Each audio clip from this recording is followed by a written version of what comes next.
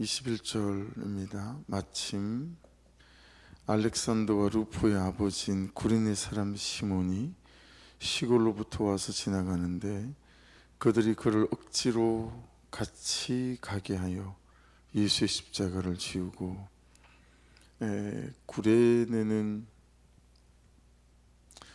북아프리카 동쪽에 그런 중요한 도시였다고 합니다. 오늘날에는 리비아 있죠. 그게 트리폴리가, 리비아의 수도인 트리폴리가 이 구레네라는 지역이었다고 합니다.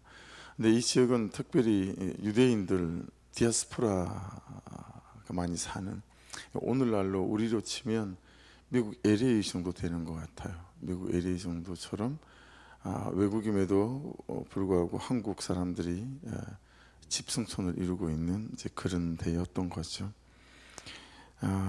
그 알렉산더와 루포가 나오죠. 그게 구속사 1이라고 한번 적어놔 보시면, 구속사 1이라고 한번 적어놔 보시면, 여러분 지금 마가를 통해서 하나님께서 마가복음을 쓰게 하신 거잖아요. 그리고 마가복음은 특별히 좀 이방인들에게 주님을 전하고 나누는 그런 목적을 갖고 있는 말씀이거든요. 그러니까 이 지금 말씀을 기록하면서 마가가 알렉산더하고 루포를 언급을 했던 이유는, 그 당시 초대교회 때 알렉산더 그러고 루포 그러면 이제 다 아는 거죠. 그래서 왜 있잖아. 그 시몬이 누구냐면 알렉산더하고 그리고 루포의 아버지였었어. 그렇게 이제 얘기를 하는 거죠. 왜 구속사 1이라고 거기다가 좀 적어 놓으십시오라고 말씀을 드렸냐면, 이 아버지 시몬이 십자가를 대신 지기 시작하면서부터 이제 시몬에게도 그리고 이 가정에도 복음이 전해지는 계기가 되어졌다라고 하는 거예요. 그래서 로마서 16장 13절에 가면 바울 사도가, 로마서가 16장까지 있잖아요. 16장에 보면 누구에게 무난하고 누구에게 무난하고 뭐 쭉 그런 얘기가 나오죠. 그 16장 13절에 가면 주 안에서 택하심을 입은 루포와 그의 어머니에게 무난하라. 그의 어머니는 곧 내 어머니라. 그러니까 여러분, 바울 사도가 루포의 어머니를 내 어머니라 할 정도로 이 십자가를 대신 졌던 시몬의 아내 그리고 그들의 아들들은 신실한 그리스도인이 되어졌다라고 하는 거죠. 억지로 진 십자가잖아요. 근데 그게 구속사 안에서 한 영혼과 한 가정을 돌려 세우는 그런 하나님의 계획 속에 있는 구속사더라 라고 하는 측면에서 구속사 1이라고 적어보라고 한 거예요. 그래서 폴리캅이라고 말하면 속사도예요. 제자들의 제자, 이걸 이제 속사도 또는 교부 이렇게 부르거든요. 그 중에 폴리캅, 하영으로 순교당했던 폴리캅이라고 하는 분이 있는데, 이 교부가 쓴 글에 보면 이 루포는 순교했다라고 이렇게 등장을 해요.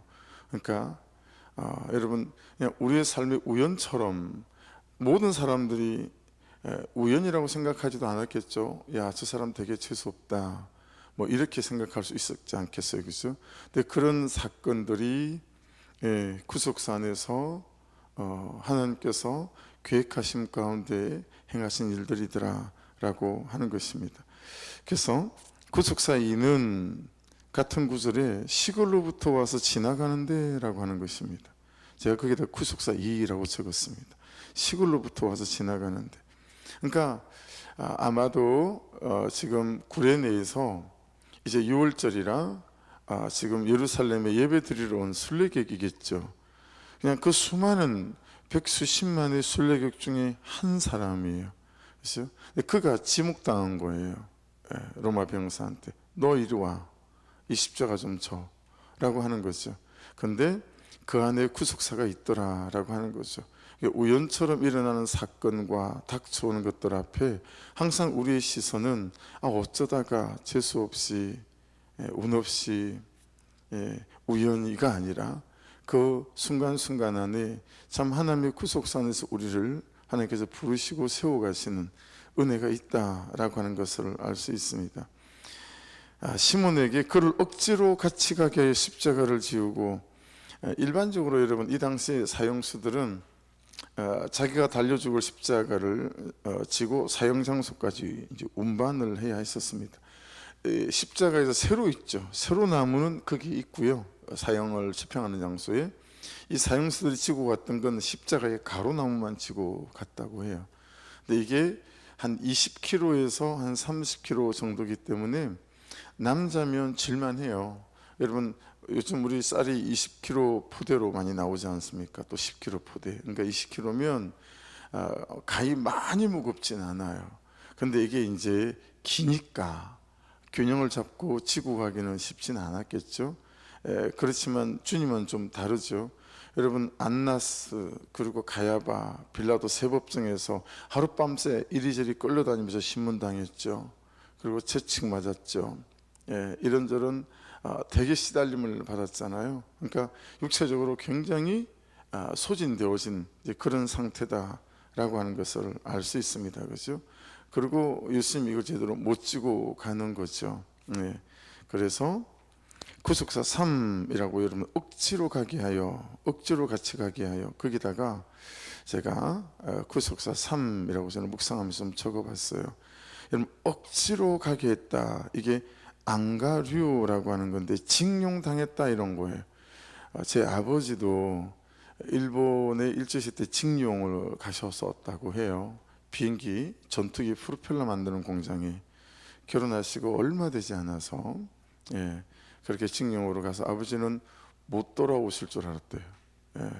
다시 못 돌아오실 줄 알았는데 해방이 되면서 돌아오시는, 그러니까 많이 잡혀갔던 남자들이 못 돌아올 줄 알고 거기서 가정을 꾸린 그런 분들도 많았고, 저희 아버지도 거기서 가정을 꾸렸던 사람 중에 한 사람이었다고 해요.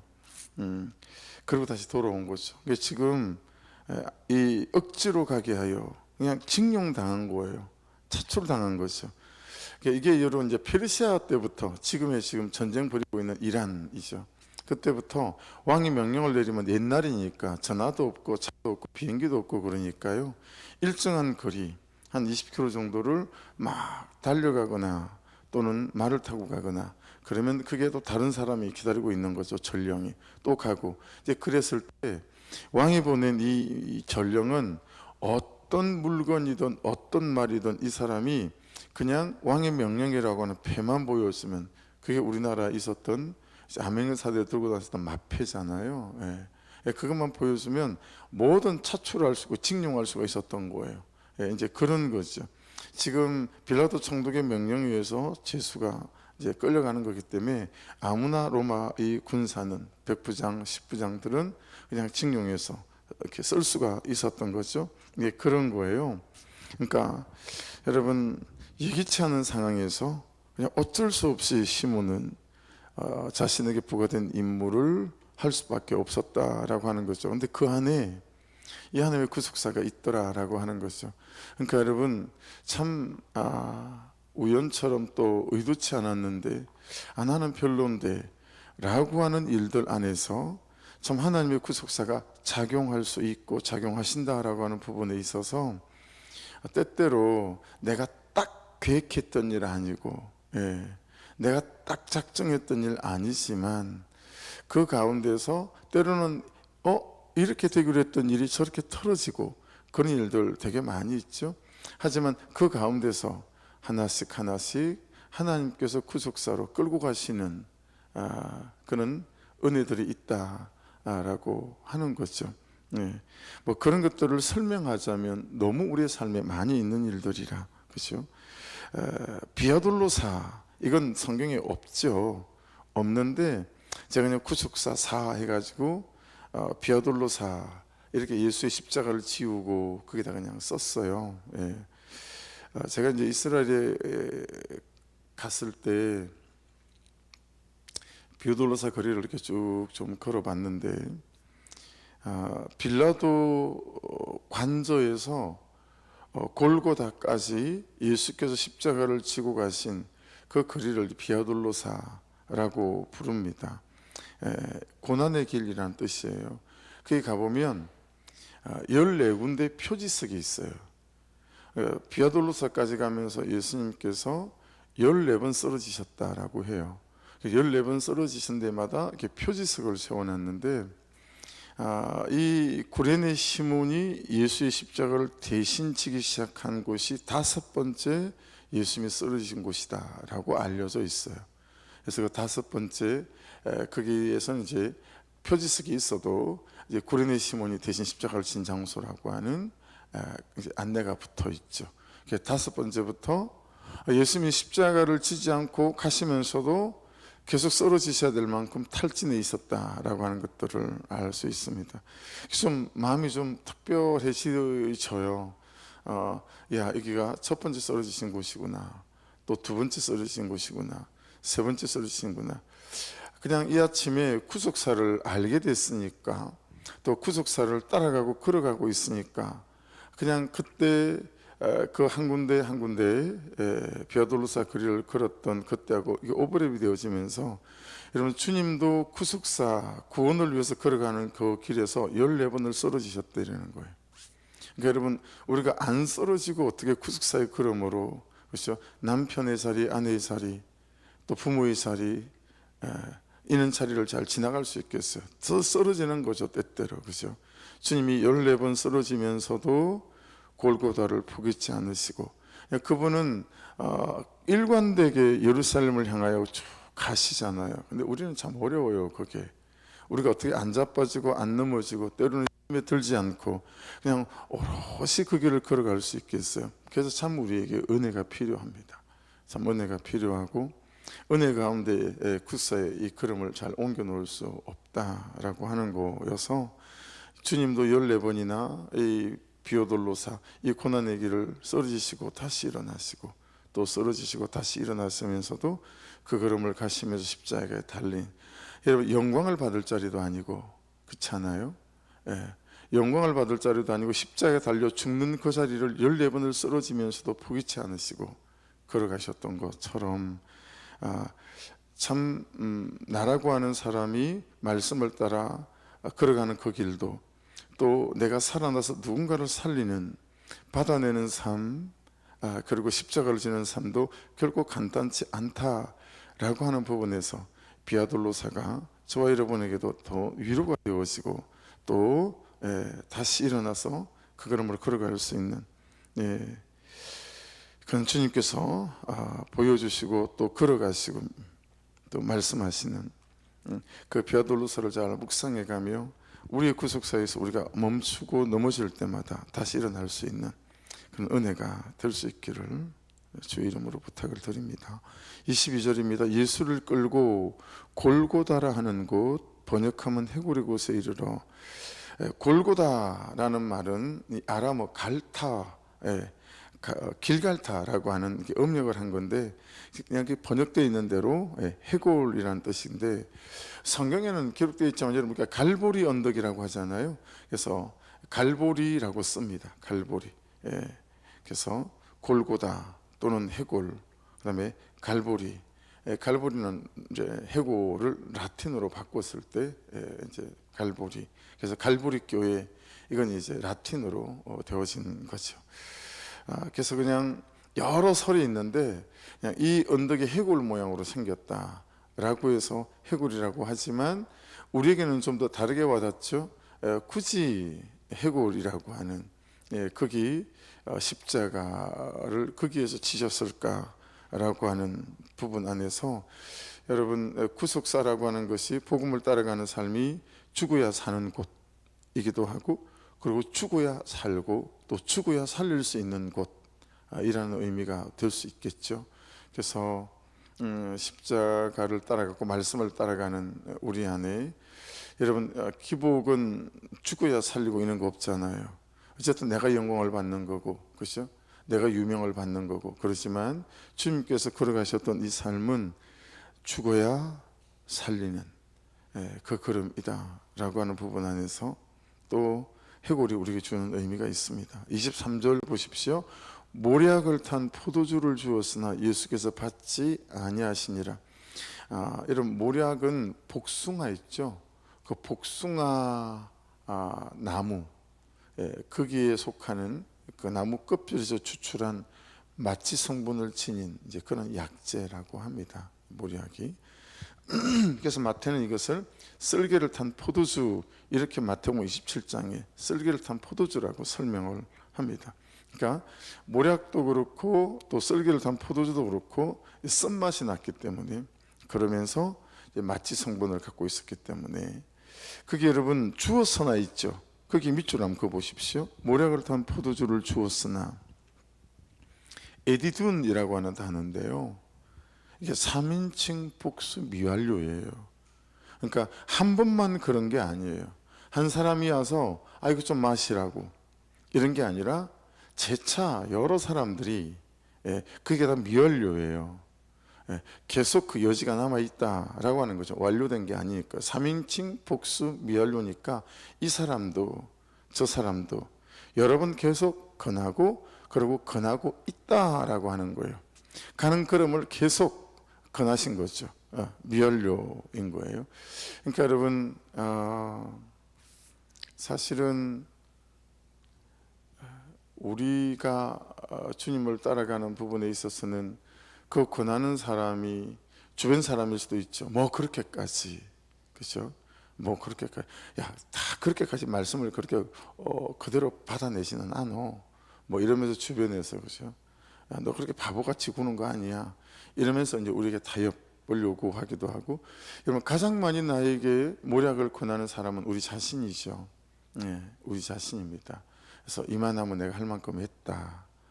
그리고 모략을 받아드는 순간이 어때요? 우리가 그를 위해서 죽기로 포기하는 날이나 시점이 될 수 있겠죠. 그죠?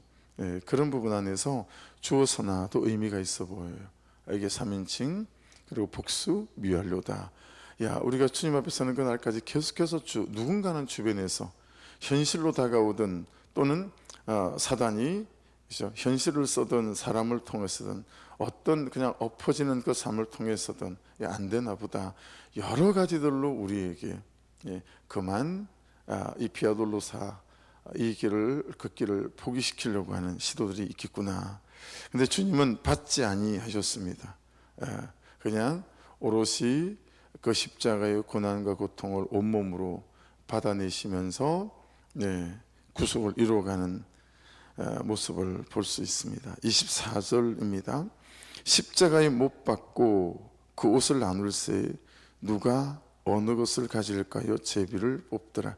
이건 시편 22편 18절에 있는 말씀을 그대로 이루신 거죠. 계속 우리가 보지만 주님은 한치도 어긋남이 없이 말씀대로 말씀을 따라 그분의 삶을 걸어가셨다라고 하는 것이고, 예수님 주변에 일어나는 모든 일들도 마찬가지입니다. 말씀이 기록되어진 대로 그분의 삶이 걸어간다라고 하는 것을 알 수 있습니다. 그래서 요한복음 19장에 보면 이 네 사람이 나누어 가지고 겉옷은, 그리고 속옷은 제비 뽑았다라고 굉장히 상세히 묘사가 되어져 있지만, 마가복음은 그런 것들이 간단하게 좀 기록이 되어져 있습니다. 그러면서 여러분, 이걸 보면서도 우리가 깨닫는 부분인 거죠. 아이고, 세상에 십자가에 달리고, 그리고 이제 그러니까 몸도 찢어지지만 어때요? 예수님이 걸쳤던 그 겉옷이며 속옷도, 그렇죠? 전부 다 빼앗김을 당하고 나누고 막 이러는 거잖아요. 그래서 참 우리가 달갑지 않지만 구속사를 따라가고 말씀을 따라간다라고 하는 것이, 하나라도 더 가지고, 하나라도 더 누리고, 하나라도 더 내가 세우고, 이런 것보다 참 주님께서 이렇게 걸쳤던 옷들까지 전부 다 빼앗김을 당하고, 그리고 내주각이 찢어지고, 이 삶을 보면서 우리가 그런 삶 가운데 참 잘 초대받아 살아가지는 못하지만, 무엇을 이루고 더 가지기 위해서가 아니라 내게 주신 그 하나라도 나누고 흘려보내고 하는 것들이 이 구속사의 길을 걸어가는 삶이다라고 하는 부분 안에서 또 우리로 하여금 묵상하게 하는 대목이 있어요. 혹시 한번 생각해 보십시오. 요즘 주변에, 여러분 주변에서 여러분이 충분히 누릴 수 있는 것임에도 불구하고, 시간일 수 있죠, 재정일 수 있고, 내가 하고 싶은 것일 수 있죠. 그럼에도 불구하고 그냥 그것을 주님이 원하시거나 또는 누군가가 좀 가져가기 원한다면 나는 어떤 식으로 거기에 대해서 반응하고 있는지, 끝까지 그냥 아까워서 내 거니까, 그죠? 내 거니까. 그래서 자녀를 넷을 키우니까 막 그러고 먹을 거를 다 사주고 뭐 입을 걸 다 사주고 막 그러지 못했으니까요. 그러니까 냉장고를 탁 열어보면 4개가 있으면 손을 못 대는 거죠. 우리는요 써놔야 됐었어요. 로아 거, 수아 거, 준아 거, 로이 거. 써놓지 않으면 애들이 먹는 거죠. 그럼 이제 난리가 나는 거예요. 자기 걸 먹어버리면 자기 게 없어진 거잖아요. 그러니까 우리는 그렇게 살아왔던 세월이 되게 많았었어요. 이름을 써서 넣어야 돼요. 그리고 뭘 사가더라도 다른 걸 못 사가요. 똑같은 걸 사갖고 와야 돼요. 애들 취향을 제가 조금 알잖아요. 얘는 이게 맞을 것 같고 얘는 이게 맞을 것 같은데 취향대로 못 사가는 이유는 아이들이라 그냥 이게 더 좋아 보이는 거죠. 그러니까 똑같은 걸 사갖고 와야 돼요. 냉장고 문을 열었는데 4개면 손 못 대는 거죠. 애들이 먹어야 되니까. 그러니까 이렇게 귤 같은 걸 만일 한 박스를 사면 이게 그냥 우리는 어떤 데는 하루 만에도 없어지는 경우도 있어요. 나중에는 어떻게 하냐면 3-4개를 내 걸 골라가지고 아무도 모르게 숨겨놓는 거예요. 아버지가 숨겨놓고 나 혼자 몰래 꺼내 먹는 거예요. 4개를. 우리는 그렇게 살았었어요. 금방 없어지고 뭐 귤 하나를 입에 넣어 볼 수가 없으니까. 그러니까 아버지고 그냥 하나라도 더 줘야 되는 그런 아버지인데, 그죠? 내 거 몇 개 챙겨서 냉장고 위에 아무도 모르게 애들 손도 안 닿는 곳에 그리고 꺼내서 먹는 것처럼 우리는 한 가지로 더 가지려고 하고 누리려고 하고 하잖아요. 근데 그런 사람이 그 가정에 넷이 모여 있는 거랑 그 중에 한 사람이라도, 말씀을 따라 사는 한 사람이라도 예수님처럼 그냥 내 것을 나누고 겉옷과 속옷까지 다 이름에도 불구하고 그렇게 말씀을 따라 사는 한 사람이 가정에 있어서 또 가정을 세워가고 살려가는 은혜가 있겠죠. 그런데 참 쉬운 삶이 아니라 그렇게 살아보십시다 라고 말하기에도 쉽지가 않은 것 같아요. 25절입니다. 때가 제3시가 되어 십자가에 못 박으니라. 이런 걸 가지고 와서 따지는 분들이 있더라고요. 목사님, 이게 요한복음의 난격이랑 왜 달라요? 뭐 이렇게. 근데 이제 여러분, 제3시는 오전 6시를 기점으로 잡는 유대 시간법에 의하면 오전 9시가 되어집니다. 근데 요한복음에 보면 이 빌라도가 예수님에게 사형 선고를 내리는 시간을 제6시경으로 되어 있어서 3시보다 이후로 보여지는 거죠. 그렇게 되면 재판을 받기도 전에 사형을 당했다라는 결론이 나오기 때문에 이게 뭔가 모순이 있어 보여요. 근데 그건 마가는 유대 시간법으로 계산을 사용한 거고요. 요한은 로마 계산, 시간 계산법으로 그렇게 이제 기록이 되어져 있어서 어려움이 없어지죠. 그래서 로마 시간법으로 계산을 하게 되어지게 되면 오늘 우리가 사용하는 시간하고 동일하게 되어집니다. 6시는 유대 시간의 0시와 같은 시간으로 오전 6시를 말하는 거거든요. 그래서 예수님께서 6시에, 우리가 어제 말씀 다 보셨잖아요. 밤새도록 새벽 오기를 기다렸어요. 밤새 목요기를. 그래서 얼른 싹 해치워서 그냥 이런저런 뒷소문 막 만들지 않고 그렇게 하려고. 그리고 사형온도를 내리고 그날 사형하는 법. 그래서 예수님을 재판하는 것은 하나부터 10까지 전부 다 불법이에요. 그 당시의 법에 맞는 게 하나도 없어요. 전부 불법으로 행한 거거든요. 그날 사형온도를 내리고 그날 사형을 한 적이 없어요, 유대율법에. 근데 예수님은 그냥 그날 사형온도를 받게 하고 그날 바로 사형을 하는, 이는 불법으로 예수님이 오히려 십자가에 죽으셨거든요. 그래서 3시간 만에 6시에 사형온도를 내리고 그리고 3시간 만에 오전 9시에 예수를 십자가에 매다는, 그렇게 해서 예수님이 십자가에 매달리셨습니다. 26절 보십시오. 그 위에 있는 제패에 유대인의 왕이라 썼고, 여러분 큐티책 본문 해설 한번 볼게요. 두 번째 단락 본문 해설 보시면 모략탄 포도주는 고통을 조금이나마 덜 느끼게 해주는 마취제입니다. 그러나 예수님은 이를 거절하심으로써 십자가 고난을 온전히 받으십니다. 네. 참 잘 안 되는 것 같아요. 온전히 받는, 온전히 당하는 거. 참 따지는 게 많고, 이것까지는 되는데 저것까지는 안 되고. 예. 군인들이 예수님을 십자가에 못 박고 옷을 제비 뽑아 나눔으로 시편 말씀이 성취됩니다. 또한 예수님의 십자가 위에 유대인의 왕이라는 제표가 붙은 것처럼 우리도 날마다 자기 제표를 붙이고 나가야 합니다. 내가 회개한 제목만이 가장 큰 영광으로 바뀌기 때문입니다. 여러분 이 말 이해되십니까? 예, 제표 붙여보시면 이게 정말 해석이 되고 이해가 되어져요. 한번 목장에서 제표 한번 붙여보십시오.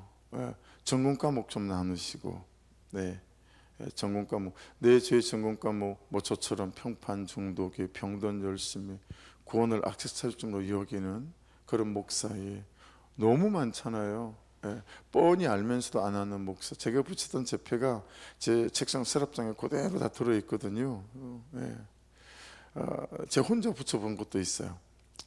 설교 때 제표를 붙이지 않았지만 제 혼자서 묵상하다 제표를 만들어서 또 걸어본 것도 서랍 속에는 있어요. 그래서 가끔씩 느닷없이, 그렇죠? 요즘 나의 제표에 그렇게 좀 또 나의 전공 과목을 나누는 것들은 계속해서 나를 돌아볼 수 있는, 그래서 주님처럼 제표를 붙이고 나가야 내가 회개한 제목만이 가장 큰 영광으로 바뀌기 때문입니다. 거기 보시면 내가 고통을 피하고자 마시려는 모략탄 포도주는 무엇입니까? 타협하는 거, 자꾸 희석시키는 거, 온전하게 하지 않고 적당하게 하는 거, 그런 것들이요. 십자가 고난을 회피하려고 하지는 않습니까? 그렇게 되어져 있습니다. 그래서 요한복음 19장에는 여러분 보시면 좀 더 이 제표를 정확하게 말씀해 놨습니다. 나사렛 예수 유대인의 왕. 그러니까 대제사장하고 서기관과 바리새인들이 보기가 되게 불쾌한 거예요. 나사렛 유대인의 왕. 그래서 빌라도한테 뭐라고 요구하죠? 앞에 자칭이라고 좀 붙여달라. 자칭 나사렛 유대인의 왕. 우리는 그를 왕으로 인정한 적이 없다. 자, 그런 거죠. 근데 그 모습이 우리 모습이라는 거죠. 우리는 한 번도 예수 그리스도를 정말 나의 왕이라고 인정하고 예수를 믿나? 자칭 유대인의 왕이라고 써라 라고 하는 것처럼, 여러분 우리가 하나님을 믿고 예수를 믿는데 그냥 자칭 유대인의 왕이라고 써라라고 하는 것처럼, 사실은 내가 하는 행동과 선택과 결정을 보면 예수 그리스도가 왕이 아니다라고 하는 거죠. 그래서 이건 끝없는 주제입니다. 정말 나는 주인이 바뀐 사람이 맞나? 정말 내 시간의 주인과 내 재정의 주인과 내 삶의 주인은 그리스도가 맞나? 그분이 쓰시는 대로 내가 쓰임당하는 인생인가? 그분이 있고자 한 곳에 내가 있고 그분이 가라는 곳에 내가 가며, 그분의 선택이 나의 선택인가? 그분이 나의 왕이 맞나? 아니면 나도 자칭 유대인의 왕이라고 써붙이고 예수를 믿고 있는 건 아닌가? 이게 너무 여러분 아이러니하지 않아요? 그들은 예수를 안 믿으니까 자칭 유대인의 왕이라고 썼지만, 우리는 예수를 믿는데 자칭 왕이라고 써붙이고 예수를 믿는다라고 하는 거예요. 여러분 누가 더 잘못된 거예요? 그들은 그래도 제정신이에요. 근데 우리는 제정신이 아닐 수 있어요. 그렇지 않아요? 그들은 안 믿으니까 자칭 유대인 왕이라고 쓸 수 있다고요. 근데 우리는 믿잖아요. 그분이 나의 주님이시잖아요.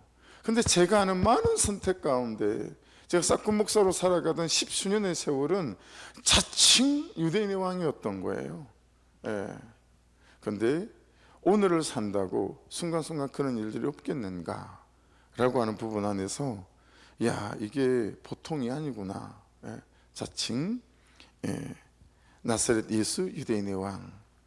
그래서 참 그 대제사장보다 내가 더한 그런 참 주님을 반역하는 삶 속에 있구나.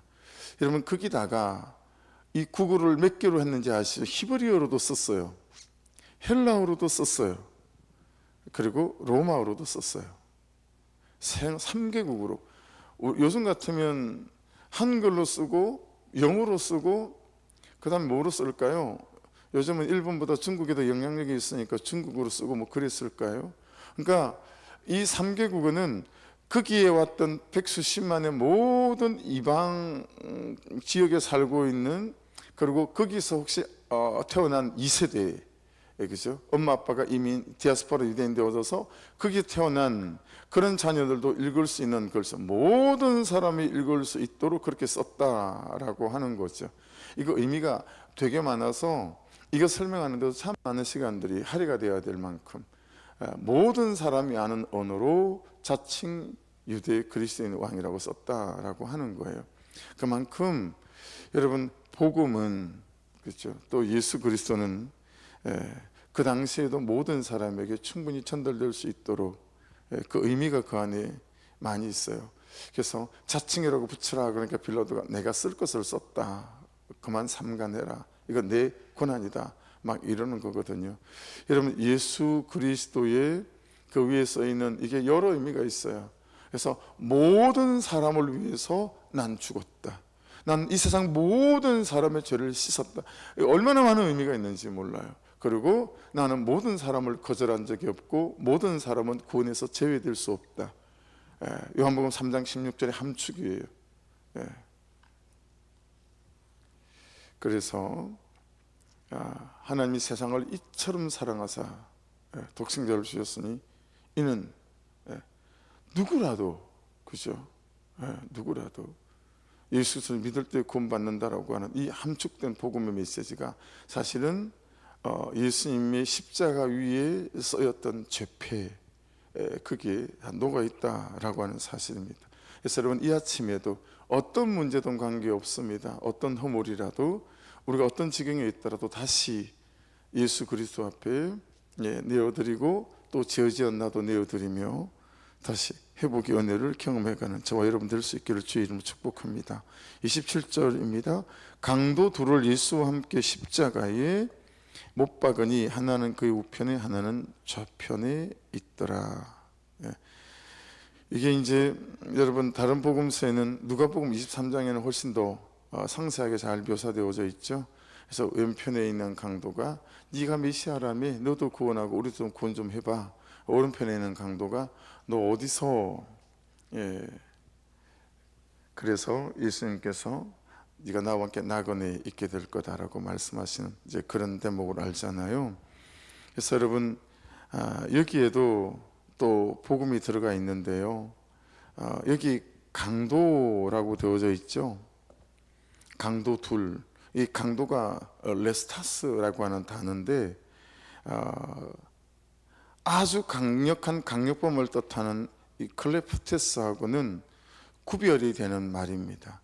그래서 이 사람들은 정치범에게 쓰는 용어예요. 아마도 바라바, 아버지 아들이라는 의미를 가졌던 바라바와 함께 로마에 대해서 그런 저항운동을 펼쳤던 바라바의 수하들이었을 것이다 라고 보는 게 일반적인 견해이거든요.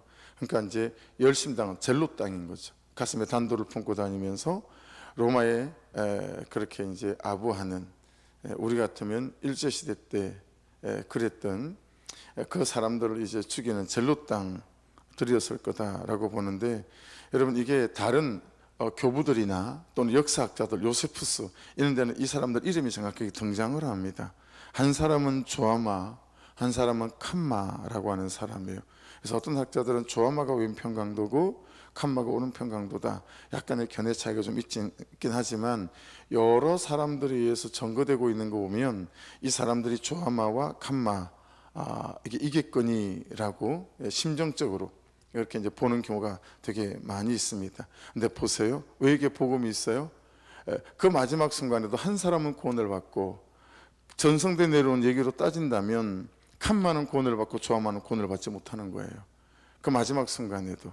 그렇죠? 그래서 참 우리의 선택과 결정들이 너무너무 중요하구나라고 하는 부분에 대해서 나는 말씀의 편이 될 건가 아닐 건가 또 우리를 돌아보게 하는 그런 말씀입니다. 29절 32절까지를 읽겠습니다. 지나가는 자들은 자기 머리를 흔들며 예수를 모욕하여 이르되 아하, 성전을 헐고 사흘에 짓는다는 자여, 내가 너를 구원하여 십자가에서 내려오라 하고 그와 같이 대지상들도 서기관들과 함께 희롱하며 서로 말하되 그가 남은 구원하였을 때 자기는 구원할 수 없도다. 여러분, 이런 말 우리 엄청 듣지 않나요? 31절 그가 남은 구원하였을 때 자기는 구원할 수 없도다. 이런 말 너나 잘해. 그렇죠? 금자씨가 말했던 것처럼 너나 잘하세요. 이런 말 그리스도인이기 때문에 여러분 정말 듣고 살아야 되는 말이죠. 목사이기 때문에요, 이런 말 정말 듣고 살아야 되는 말이기도 하고요. 이스라엘 왕 그리스도가 지금 십자가에서 내려와 우리가 보고 믿게 할지어다 하며 함께 십자가에 못 박힌 자들도 예수를 욕하더라. 저에게 면전에 와서 목사님이 돼갖고 왜 그러십니까? 이런 말을 들어본 적은 없고 그렇게 말하는 성도를 경험해 본 적은 없으나 비슷하게 둘려치는, 돌아치는 그런 뉘앙스의 말들은 들어본 기억들이 있어요. 근데 여러분, 이런 핍박과 조롱과 비웃음을 받는데 예수님께서 십자가에서 안 내려오시잖아요. 진짜 중요한 주제, 우리 오늘 절대로 잊지 말아야 될 말씀 중에 한 부분, 예수님이 십자가에서 안 내려오시잖아요. 내려오셔서 휘 한번 저어버리면 그지요? 어떻게 됐겠어요? 요것들 봐라. 그리고 내려오셔서 본때 한번 보여줘? 내가 누군지 한번 제대로 한번 당해볼래? 라고 하시면서 내려오셔서 휘 한번 저어버렸다면 세상이 다 뒤집어지지 않았겠어요? 근데 끝까지 예수님 십자가에 매달려 있잖아요. 이 싸움이 왜 이렇게 안 되는 걸까요? 이 싸움이 왜 이렇게 안 되는 걸까요?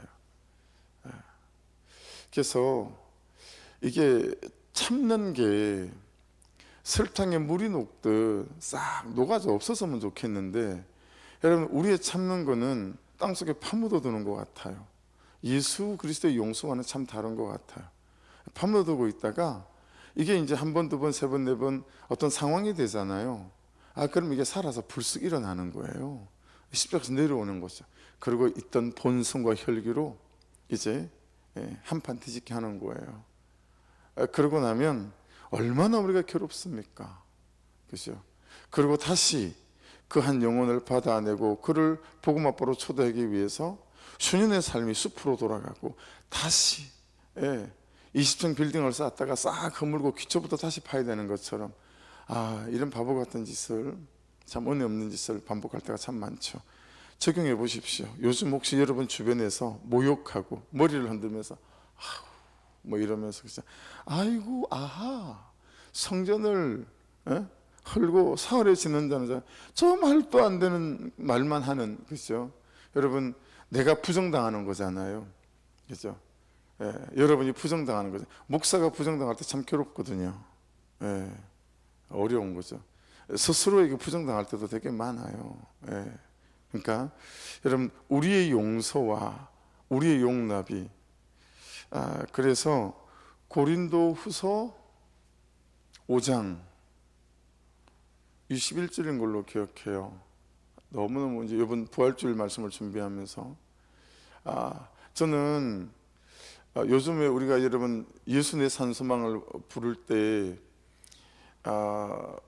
이제 그게 번역돼서 부르는 찬송이다 보니까 번역본이 여러 개가 있는데, 요즘 우리가 부르는 것은 처음에는 다른 번역본을 부르다가 가사를, 요즘 부르는 것은 신의 악단에서 나오는 그 버전을 부르거든요. 그 가사를 부르는 이유는 예수께서 죄가 됐다라고 하는 거, 내 죄를 씻어주신 게 아니라 예수께서 내 죄가 됐다라고 하는 그게 그렇게 울컥하는 정도가 아니라 그냥 그 가사만 생각나면 앉아서 기도하다가 무릎을 꿇을 수밖에 없어요.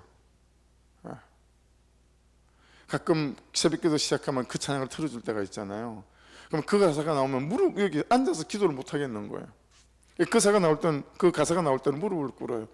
야, 어떻게 내 죄를 씻으신 정도가 아니라 그분이 갖고 있는 능력이 한 10개가 있는 거예요. 그 중에 카드 하나를 쓴 거예요. 야, 내가 네 죄 갚아줄게. 그게 아니라 예수께서 죄가 돼버린 거예요. 죄가 돼버린 거예요. 그 가사에서는 이렇게 강단 앞에 무릎을 안 꿇을 수가 없는 거예요. 근데 어떻게 이렇게 멋있게 가사를 썼을까? 근데 주일 말씀을 준비하면서 보니까 여러분 그게 고린도서 말씀에 있는 말씀인 거 있죠. 예수께서 죄가 됐다는 말이 누군가의 감동이 아니라 야, 말씀에 예수께서 죄가 됐다라는 말씀이 그대로 있는 걸 갖다 쓴 거구나. 그러니까 더 여러분 뭐 은혜가 되는 정도가 아니라 제가 좀 처절해지더라고요. 그러니까 여러분 그렇게 죄가 되셨어요. 지금 죄가 되셨어요. 그렇죠? 안 내려오세요. 매어 달리세요. 그래서 또 참 각오하고 결단을 하는데 여지없어요. 금방 풀쑥 또 튀어나오고 화가 나고 혈기가 부려지고 근데 다시 그래서 기도했으면 좋겠어요. 하나님 그에 대하여 상황에 대하여 하나님 회개하고 자복한 죄들마다 또 살아 일어나 번떡이는 죄가 되지 아니하고 하나님 그냥 예수의 보혈로 정말 씻어서 없어진 그에 대한 나의 참음이 아니라 그냥 없어진 용서가 되고 용납이 되고 주님은 저 때문에 죄가 되어버리셨는데 하나님 우리는 그냥 100개 중에 있는 카드 하나 아주 선심 쓰듯이 내가 용서해 줄게 용납해 줄게 그러면 때가 되면 다시 용서해 준 거 용납해 준 거 꺼내 들고 내가 이만큼 너를 참아줬는데 내가 이만큼 희생했는데 내가 이만큼 내 인생을 드렸는데 나한테 이런다고? 이런 식의 참 제 안에 있는 악함들을 또 보는 거죠. 아무쪼록 여러분 십자가에 잘 달려 계시고 내려오지 마시고 거기서 죽어버리는 은혜가 있어서 하나님께서 일으키시는 나의 부활, 나로 인한 가정의 부활, 그 누군가의 부활을 함께 보고 경험해가는 은혜가 있기를 주의 이름으로 축복합니다. 기도하겠습니다. 주여 한번 부르고 나를 위해 죄가 되신 그 주님을 바라보며 하나님 이 십자가의 고난과 죽으심과 순환이 하나님 참 내 삶에 온전히 녹아지게 해주셔서 아버지 만분의 일이라도 당신의 삶의 그 발끝을 쫓아가고 따라갈 수 있는 은혜가 있게 도와주옵소서. 우리 주여 한번 부르고 기도하시고 또 읽을게요. 기도해 주시옵소서.